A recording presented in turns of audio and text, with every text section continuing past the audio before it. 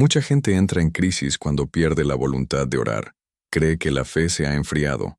Pero la verdad es otra. El momento más decisivo de tu vida espiritual no es cuando te apetece, es cuando no sientes nada. John lo entendió profundamente.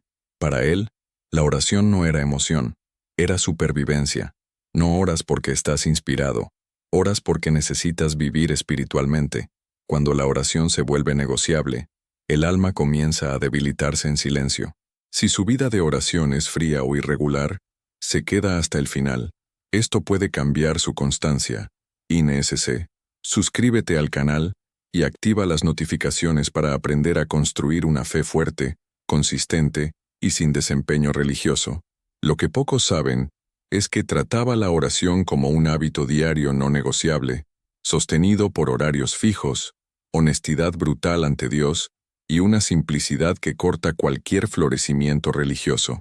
Y cuando uno entiende cómo esto funcionaba en la práctica, es imposible seguir orando de la misma manera. John no esperaba sentir algo especial para orar.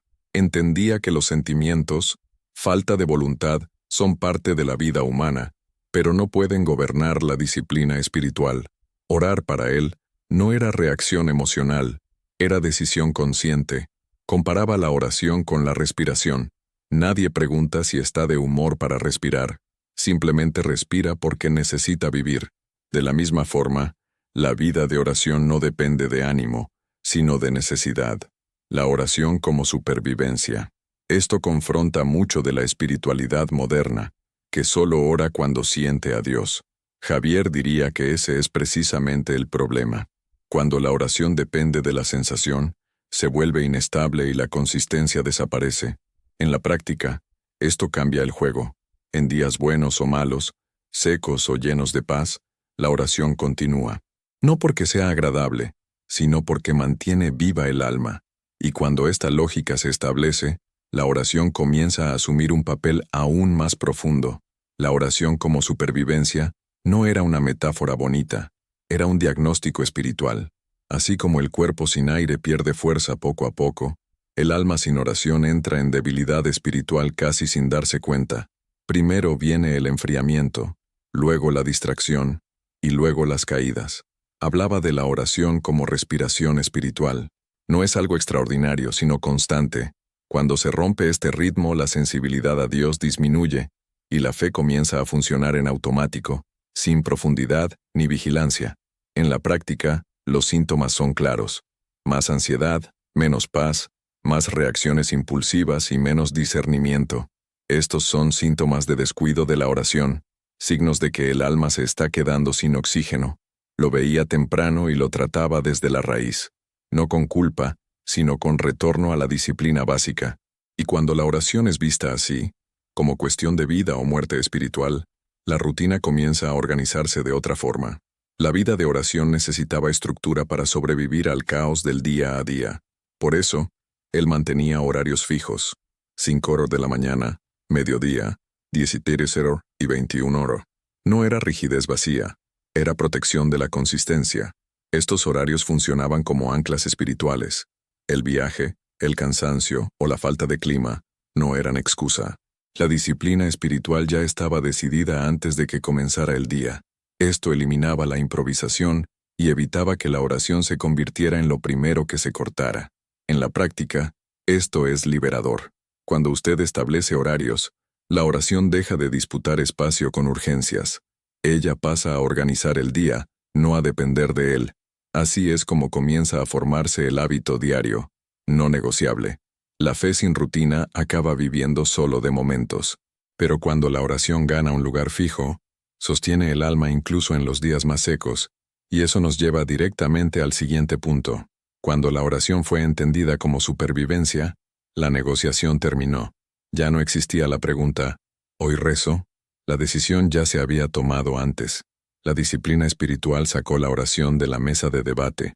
Esto es más profundo de lo que parece. Cada vez que intercambias, te desgastas. Y cuanto más cansado, más fácil es ceder. Lo sabía. Por eso, transformó la vida de oración en hábito diario no negociable. En la práctica, esto reduce en gran medida el peso mental. No dependes de la fuerza de voluntad todos los días. Así como nadie negocia si cepillarse los dientes, la oración entra en el flujo normal de la vida, protegiendo la consistencia. Cuando la oración deja de ser elección diaria y se convierte en fundamento, comienza a actuar como guardia espiritual. Y ahí es exactamente donde funciona como una verdadera protección contra la tentación y las caídas, lo que naturalmente nos lleva al siguiente punto. La lógica era simple y directa. Quien no ora queda expuesto. Por eso él tomaba en serio el principio bíblico de velad y orad. La vida de oración funcionaba como un sistema de alerta constante contra la vigilancia y la tentación. Cuando la oración se debilita, la percepción espiritual se junta. La persona sigue activa, incluso religiosa, pero menos sensible.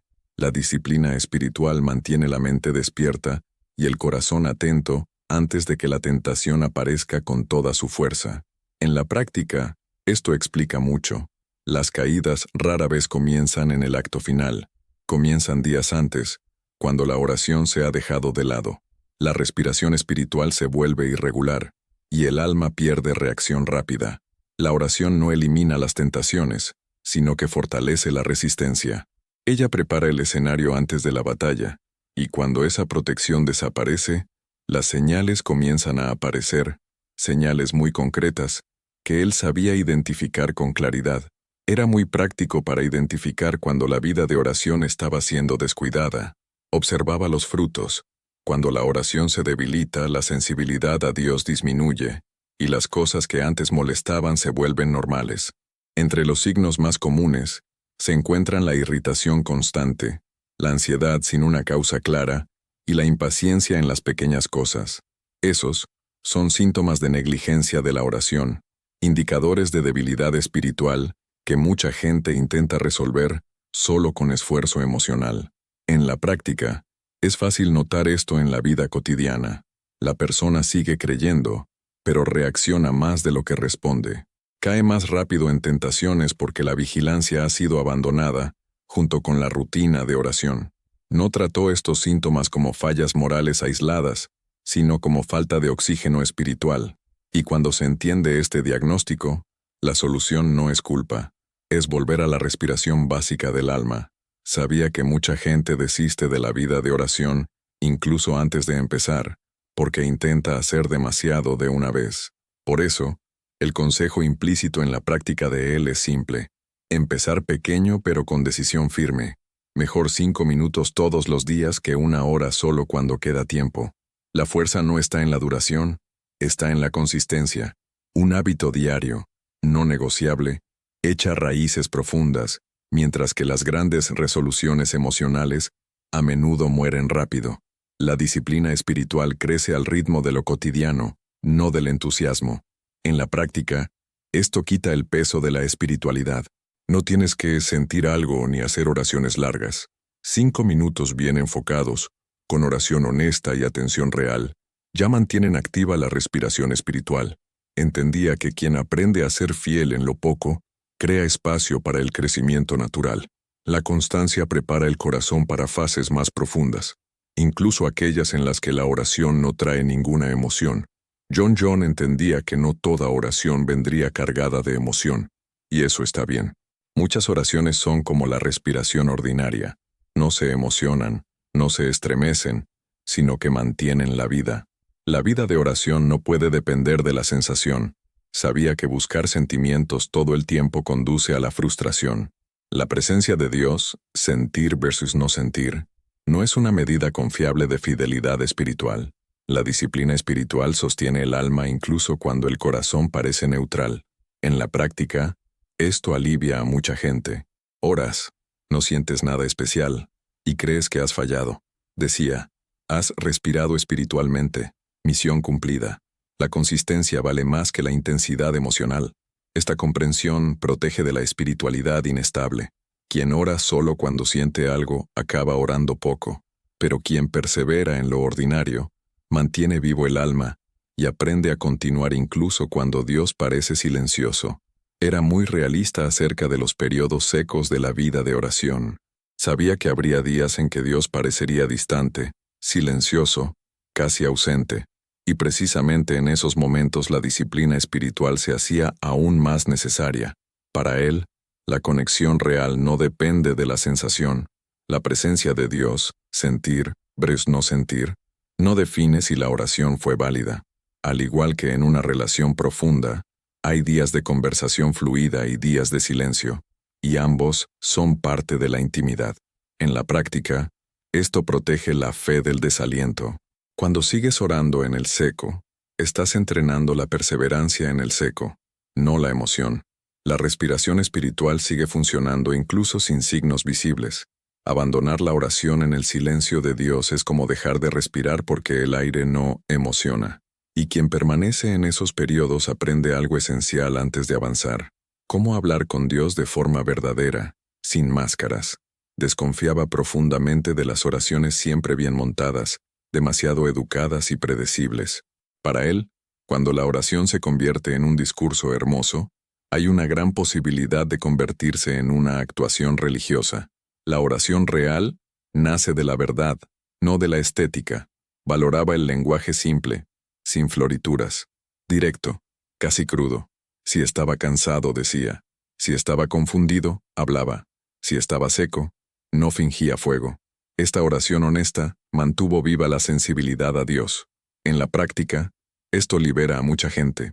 No necesitas impresionar a Dios ni organizar frases teológicas. Puede orar como habla en la vida real. Los salmos están llenos de esta cruda honestidad, desesperación, ira, miedo, esperanza, todo junto. Dios no se mueve por frases bonitas, sino por corazones verdaderos.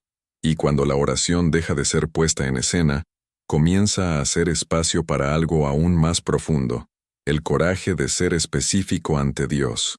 Las oraciones genéricas producen resultados genéricos. Por eso él defendía una oración específica, sin rodeos. En lugar de, bendice mi vida, enseñó a nombrar el problema, el dolor, e incluso el miedo con claridad ante Dios. Esto incluía una confesión específica, no esas frases amplias como perdona mis pecados. Él animaba a poner nombre a lo que necesitaba ser tratado. Esta honestidad aumentaba la sensibilidad a Dios y rompía la superficialidad de la actuación religiosa. En la práctica, esto cambia totalmente la experiencia de la oración. Las solicitudes con detalles y plazos ayudan al corazón a concentrarse y a la fe a observar. Cuando sabes exactamente lo que pediste, también reconoces más fácilmente cuando Dios responde. Entendía que esa claridad no limitaba a Dios, sino que alineaba el corazón humano. Y cuando la oración se hace concreta así, prepara el terreno para algo poderoso, una intimidad que nace de la vulnerabilidad real. Tenía poca paciencia con frases listas y palabras religiosas que no decían nada concreto. Para él, cuando la oración se convierte en un montón de expresiones vagas, la vida de oración pierde profundidad y se convierte en hábito automático. La disciplina espiritual requiere verdad, no cliché. Él animaba a hablar con Dios como se habla en la vida real. Nada de vanas repeticiones o discursos decorados. El lenguaje simple, sin florituras, mantuvo la oración viva, directa y conectada con la realidad del corazón. En la práctica, esto es liberador. En lugar de repetir fórmulas puede decir, Dios, estoy confundido, tengo miedo, estoy cansado. Este tipo de oración honesta aumenta la sensibilidad a Dios y reduce la distancia artificial creada por la religiosidad. Dios no se impresiona con el vocabulario espiritual, sino que se acerca a la verdad.